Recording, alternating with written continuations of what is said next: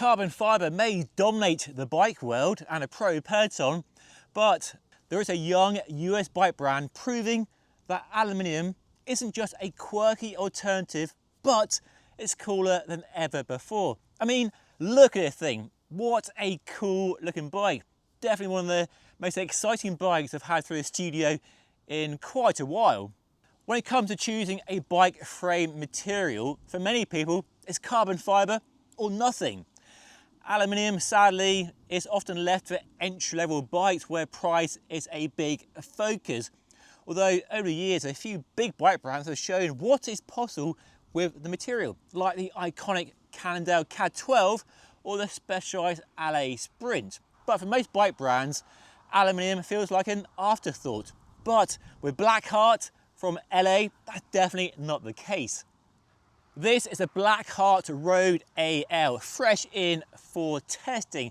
We were right for last week, and there is a full review coming very soon. But in today's video, I jumped on a call with the company founder, Zach, to find out why aluminium should be given a second chance and dispel some of the myths around the material and why your next bike could be aluminium, like this one here. But one of the big reasons for choosing aluminium over carbon fibre is the value for money. And that's a great segue to today's sponsor. Today's video is sponsored by Cycle Limited, a family-owned company that's all about cyclists, helping cyclists buy certified pre-owned bikes. Buying pre-owned is a smart way to get a high-quality bike for a fraction of the cost of a new one.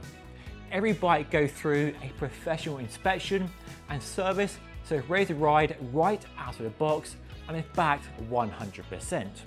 Every bike is owned and photographed by Cycle Limited, not just listed on some marketplace.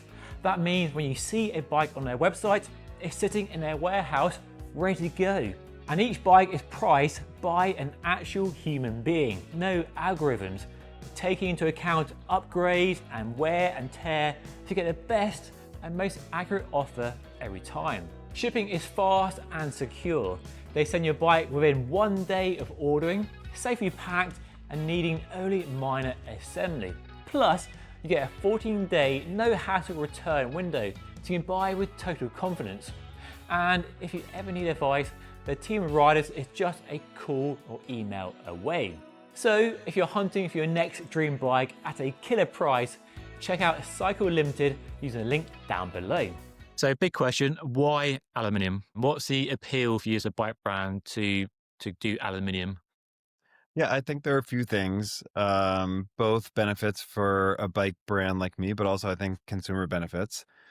From a manufacturing perspective, the time that it takes to develop a carbon fiber bike, the cost that it takes from the kind of engineering aspect, the molds, that it's not prohibitive, but it definitely adds a layer of development. Now, that could be a good thing, right? You can maybe make a better bike with a more intensive process, but my opinion is that for the average cyclist, that actually doesn't matter so much. And when you look at modern alloys that have a little bit more flex to them than the ones that we may think of from the 90s or the 2000s, when you're using thinner tubes, you're using double-butted tubes, we can get a ride quality. But overall, I think from a manufacturing perspective, you can go quicker from design to production. If you want to make a small tweak to the frame, maybe you want to make the rear end a little shorter, or you want to put fender mounts on the bike, or just a little tweak, you don't have to make an entire new mold. So that actually is lower cost, and you can pass those lower costs onto the consumer. It's easier to make more sizes. So you'll see a lot of carbon fiber companies, maybe they have 5, maybe 6 sizes. And sometimes consumers are kind of in between sizes. Or you'll see, men's specific frames, women's specific frames. Well, if you use aluminum, I can do 8 or 9 sizes and have smaller gaps between the sizes and fit more people better. So I think from a manufacturing standpoint, it makes sense. Then there's the consumer argument. Can the consumer tell the difference between an aluminum frame, a titanium frame, a carbon frame, a steel frame? And now that people are riding, 30, 32 mil tires at lower pressures, I don't think so. If you blindfold most people, they probably couldn't tell the difference. What they could tell the difference is between bikes, regardless of material. So I've always said you can make a great bike out of any material or a bad bike out of any material. So I'd encourage customers to go out and just ride a bunch of different types of bikes and different materials. Make sure that you're using the same pressure in the tire. So that's kind of the, you eliminate that difference. And then, grab the bike that you think looks great, rides great, and you kind of fall in love with. The last thing I would say is the dirty secret in the industry is that carbon fiber ends up in landfills. So I don't think we can avoid using it, nor should we. It's a great material and has its place, but if you can substitute an aluminum or a titanium or a steel product or material in certain instances, they're infinitely recyclable. And I think that matters over the long term. There's definitely a myth around aluminium, around the ride quality, which is probably a hangover from frames made 10, 20 years ago. And lots of people watching the video have probably never ridden an aluminium frame. They've only ridden carbon in their lifetime. What would you say for somebody or for me about to ride a bike in terms of expectations around ride quality, I guess, versus carbon fiber? Because people are looking at this material as an alternative to carbon. What do you say about ride quality expectations? I would go into it with no expectations. Okay. I would just start riding different bikes. And you're going to ride some aluminum frames and you're going to think like, your teeth hurt because it's rattling so much. And that may be because if you look at the cost to make an aluminum frame, just pure production cost, not the R&D investment, but the cost to make an aluminum frame, the cost to make a cheap carbon frame, it's not that different. And so I think a lot of manufacturers have pushed consumers to carbon because they've done a really good job at marketing the material, and they can probably make a better margin on a carbon fiber frame because the perception is that, oh, it must be so much more expensive to make a carbon fiber frame, so I can charge more for it. Now, most manufacturers on the flip side will then use aluminum as, make it as cheap as possible, thick tubing, maybe it's machine welded, and just like get them out the door, right? And then you're charging less for that bike. That bike may not ride very well. But if you do thinner tubing, more modern alloy, it's hand welded, and the quality is really great. I personally have a really hard time telling the difference between a really nice aluminum frame and a carbon frame. So I would just go into it with no expectations and ride a bunch of bikes and see which one you like best. And it sounds like a more cost-effective material for a smaller brand like yourself versus carbon fiber, which I guess has a bigger sort of initial investment in the molds and all that sort of stuff. Yeah. And you pass that cost, that saving on to consumer, so benefits for yourself and for consumer as well. It seems like the wider bike industry is all carbon fiber and aluminium's overused at the lower price point. We have seen brands in the past really celebrate aluminium, but like with the CAD 13 and CAD 12s and Yep. yesteryear. Why do you think bigger bike brands not really doing much with aluminium? They've almost given up on it really, and it seems like an opportunity, I guess, for you smaller brands to really sort of put a halo around it as a alternative, a genuine alternative to carbon fiber. Yeah, I think that most bike companies are started by product people. I want something that isn't in the market, so I make my own bike. It's different because it's lighter, faster, stiffer, or has some sort of unique suspension design. And then that's how I'm going to communicate. Here's the new bike. Here's the benefit of this bike or the kind of unique part that's on this bike. This is why you should buy it. Or here's the new bike. Someone rode it in a race and they won. So therefore, if you buy this bike, you will also be fast or you will finally be a good cyclist.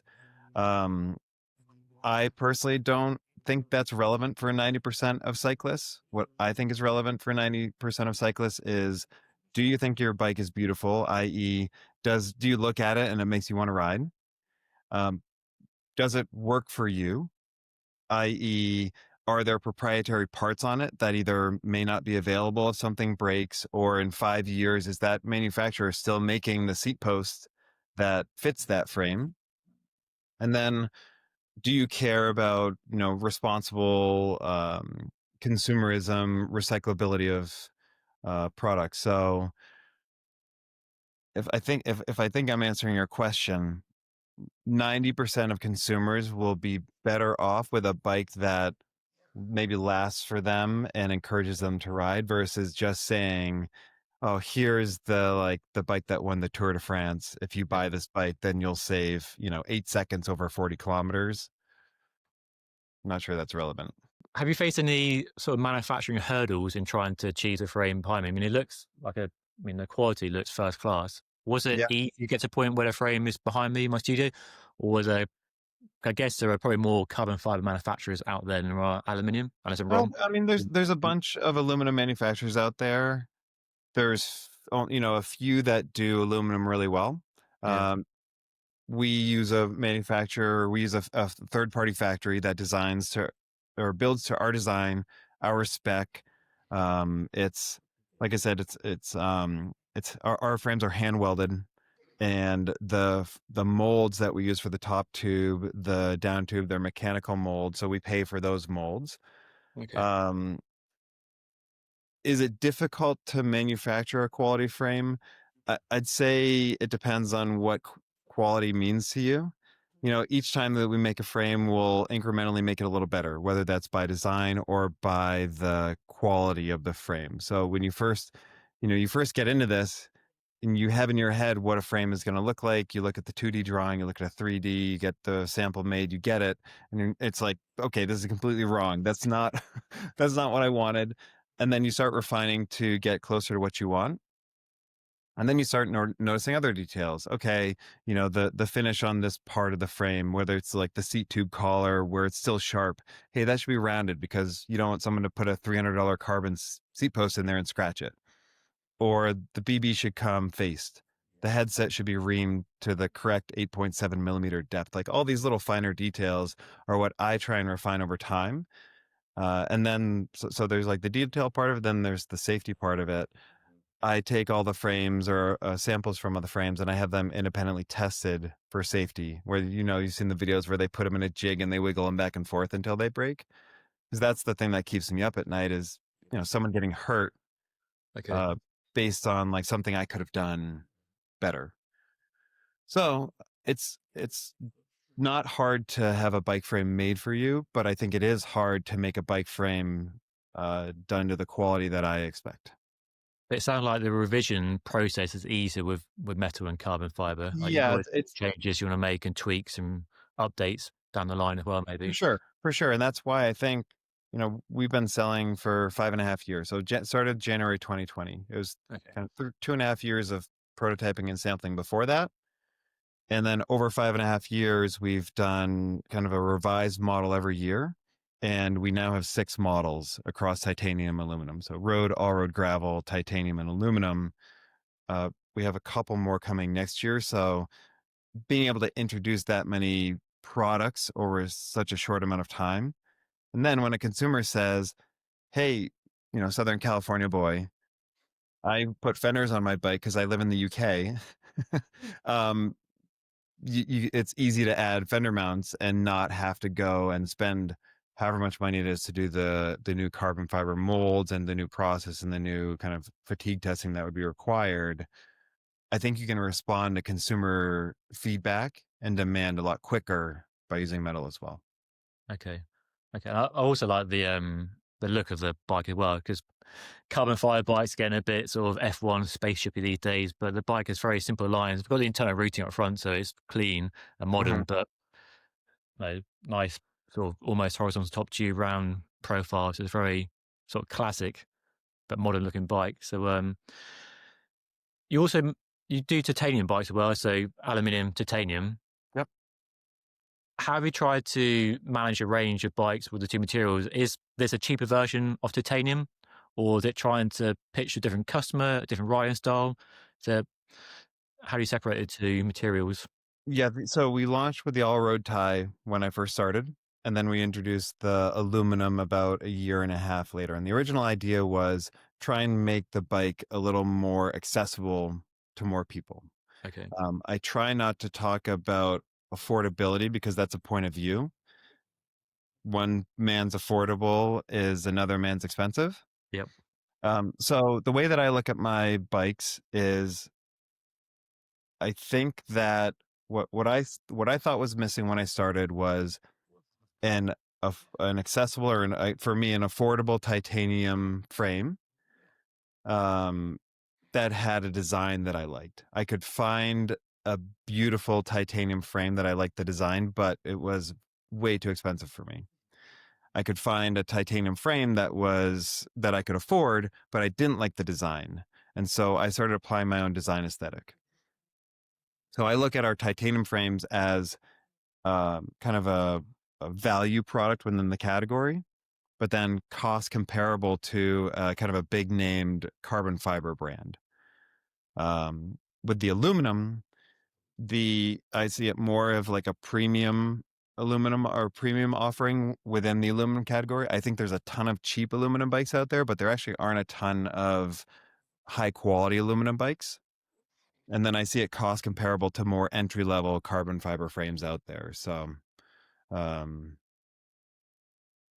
try and make products that I want that I don't think necessarily exist in the marketplace, or at least to the exact spec that I want. And then from an aesthetic standpoint, my main focus is trying to make something that is more timeless in design. So you mentioned the kind of spaceship carbon fiber bikes. A lot of that's happening because, in my opinion, over the past in the 90s and the 2000s, there was a lot of development, and even the 2010s, there's a lot of development of carbon fiber, making it stiffer, lighter, faster. And then it kind of reached a place where some people call peak aero. They kind of got as good as they could get, and within the UCI constraints, they all started to look kind of the same. Then the big bike companies start trying to make things different, so they have something to market. If you've gotta evolve, you've gotta keep feeding that product evolution machine of here's the new thing, it's different, and it's 10 grams lighter. Well, you've got to find that 10 grams, or you've got to find that watt savings, so you come up with all these designs that look kind of outlandish in today's standards just to be different. My bikes, I try and make them more timeless and kind of classic, or have some influences. So you'll see with the All Road, it's more of a classic design, round tubes, more of a horizontal top tube with traditional seat stays. And I have a lot of customers who appreciate that. They like that it echoes the more classic steel road bike from yesterday. And then the road and the gravel bike have more of a modern take, where it's got more of a sloping top tube, not super sloping. The top tube is flared, so it kind of gives you that symmetrical front end. The down tube has a kind of a camtail shape. So there are some more modern touches on it that I think are attractive and look great, but will still look great in 20 years. Yeah, it seems that aluminium will always be compared to carbon fiber. Do you think that's an unfair comparison? And do you get frustrated when people talk about aluminium versus carbon fiber and the sort of pros and cons of both materials? And I remember somebody told me once that a good aluminium frame is better than a cheap carbon frame. I'm not really sure how true that is today or how you test that, but is that frustration that aluminium is sort of a stigma around it, and the misconception about how it rides, and the industry pushing carbon pro race bikes so much, so heavily, that distorts people's sort of perception and expectation around bikes and what's the right bike for them? I don't get frustrated by it. I think that I've had a lot of carbon fiber bikes. I started riding kind of seriously in 2008, and I bought like a Bianchi steel, it's a steel front triangle, carbon rear ends, a Bianchi Verada, and I loved that bike. Loved how it rode. It probably wasn't the stiffest bike, and maybe that's why I liked it, because it just felt so smooth. And the Yeah. handling was super intuitive. So I always hark back to that bike when I'm designing bikes. I want it to feel like that bike, really smooth and intuitive. And I had an Orbea Aran, it was an aluminum frame, and it felt very harsh to me at the time. And I don't know why. Maybe, yeah, it just felt harsh. I had Yeah. a BMC Pro machine, which I did not like as much. Um, the handling just felt off. I think maybe the carbon fiber fork was really flexible, and so kind of turn in, it just kind of, it wasn't precise. Cervelo R5 VWD. I was finally like, oh, I'm Yeah. gonna get the super lightweight Yeah. bike. Got it on sale, got a great deal, and I remember going up Latigo Canyon in California and in LA. It's one of those really long climbs. And this kid on a steel bike with down tube shifters blew by me like I was standing still, and I was just like, that was a realization for me, that I was just like the lightness of the bike how fast the bike is. Those things just don't really matter for me at the end of the day. I was I was yearning for that Bianchi, which was, I don't know, 3 pounds heavier. Mm. And so I started thinking, okay, what really matters? And it's how you feel on the bike. And so the point of the story is I felt great on um, carbon fiber bikes, and I felt not great, and across all the materials. So go back to the original point. You can make a great bike out of any material. You can make a bad bike out of any material. And I do think it comes a lot more down to the geometry of the bike than it does the actual frame material. And then it comes down to how do you feel when you're just riding in a straight line? And if you get on the bike and you're kind of like hitting bumps and being jarred, then that's maybe not the bike for you. But if you get on the bike and it really feels smooth and it feels like an extension of your body, which is my goal when I design bikes, I want that feeling. Then, keep put little glasses with the shelf on it so you can't look down at the frame material, and, Yeah. and just start feeling like buy the bike that feels best to you, regardless of frame material. I'd love to do like a blindfolded test of a bike. I don't know how you do it without crashing, but you remove that bias that we all have with materials and other stuff. So talking about the bike behind me, the Road AL, is it a Mhm. race bike, endurance? What's it designed for? Who's it designed for? Sort of handling, uh, parameters and I would stuff. say it's not designed to be a race bike, but you can race it, Okay. right? Like if you are going out there and you're racing crits, or you're a Cat 1 rider, or you are looking for every marginal gain out there, you will find a faster bike. So the For the era of average, like huh? the privateer going for an aluminium race bike is not really a thing these days. That used to be a few years ago. Some people do. I mean, if you crash a lot, I'd say get aluminum over carbon fiber, right? Yeah. So what I would say is it the fastest bike? No. Can you go fast on it? Yes.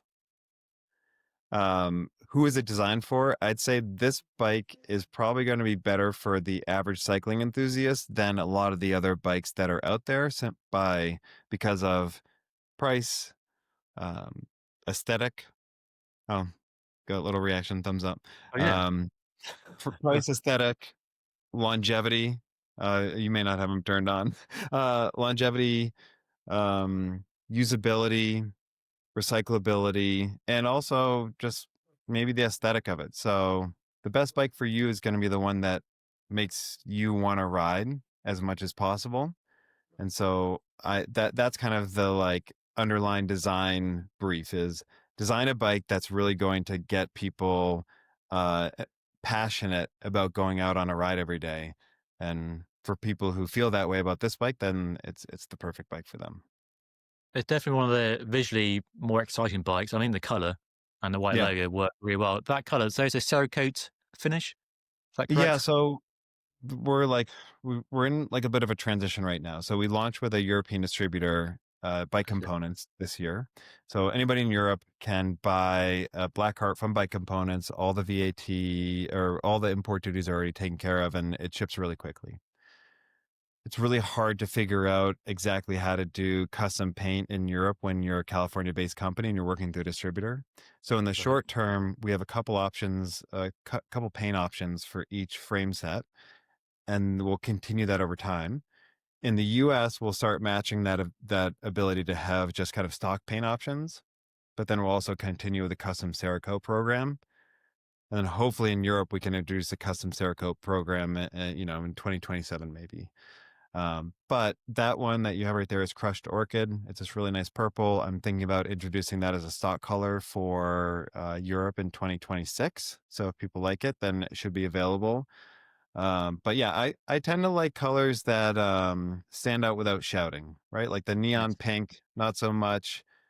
Black with a white logo, not so much. But something that is just a little more fun and kind of gives you a little bit of a double take. That's kind of my style. Yeah, it's kind of fun and understated way, really, Hmm. isn't it? Which I really like. It's like it's a bit poppy, but not too in your face like neon.